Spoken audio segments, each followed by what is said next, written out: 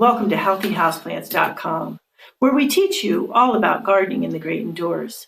Today's video is sponsored by our Amazon affiliate link, which you'll see in the comment sections below. You'll also see a link to my special green gourmet houseplant food, which I'm going to be putting into this plant in a minute, down there as well. Okay, so today's video is about how to fertilize with granular fertilizer. Now, by granular, I mean dry fertilizer like this. So, not a liquid.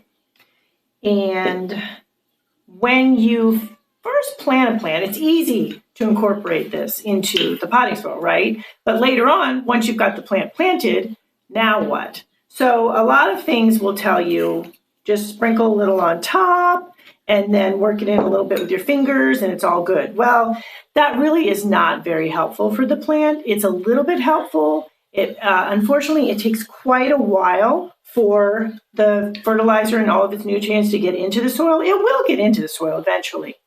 But a lot of times, especially if you're busy, when you're finally fertilizing, you really need the plant to get the fertilizer as soon as possible. So what I suggest is to do what I'm going to do in a sec.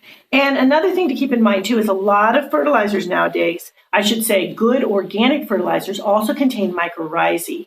And I have a video on that as well. Those are microscopic fungi, which are good for plants, and they attach to plant roots. And in exchange for attaching to plant roots, the plant's allowing them to do that, they bring in more nutrients and more fertilizer, and more nutrients and more water than the plant could on its own. So you want that mycorrhizae at the root zone. It's not going to do any good at the top of the soil. So what I do is what I'm going to show you right now, how to do it quickly and easily and effectively.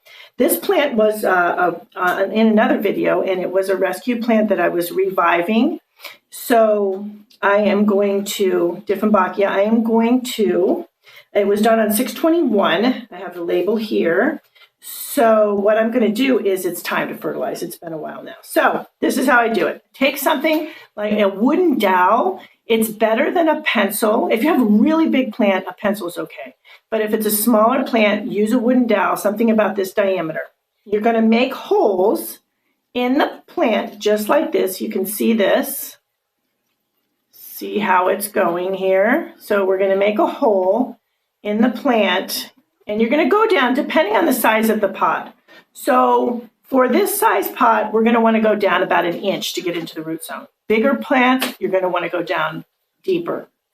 We're going to make a little hole, and then what I do is I sprinkle a little bit of the fertilizer. You're going to want to follow package directions as much as you can. So figure it out, take that much fertilizer out, and you're going to distribute it. And then you put it in the hole, and it falls down into the root zone. You can cover back up with a little wooden dowel. These wooden dowels I send with all of my fertilizers. And then you move on. You want to go about 1 inch to 1/2 inch, depending on the how much surface you have in the plant. It's a little bit there. Now, I would suggest I always suggest using organic fertilizers. A chemical fertilizer can easily burn a plant if you get too much in there. So that's why I suggest organic fertilizers, something with a 5-5-5, 10-10-10, something along those lines. Low NPK is generally an indication that it is an organic fertilizer. I'm going to do one more. So I've done about 4 here. I'm counting right. Get it down in there. And I keep the dowel in there so that way it falls in, and then I have a little chance to do a little bit of this. Cover it back up.